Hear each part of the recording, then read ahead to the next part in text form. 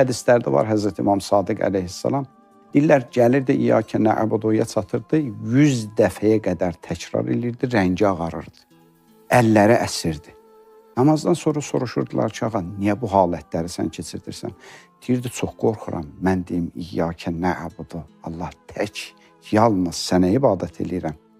Birdən əməlimin içində bir qatqı olmuş olar. Allah mənə nə deyər? İndi təbii ki, məsumların ibadətində bu hal yoxdur ya. Amma həmişə müğayət olublar. Yəni, ixlas elə bir məsələdir ki, həm müğayət olublar, həm də yarışıblar. Həzrət Əli əleyhissalamdan bir hədis var. Həzrət buyurur ki, ağıllı insanların yarışı ixlas üzərində yarışdır. Yəni, düşünməyək ki, məsələn, mən əməllərimi ixlaslaşdırmışamsa bu kifayətdir. Deyir, yox, ixlasın özündə də mərtəbələr var. Daha çox ucala bilərsiniz, daha ali məqamlara yetişə bilərsiniz. Ona görə də ixlas, bəli, həyatınızda çox mühüm bir məsələdir.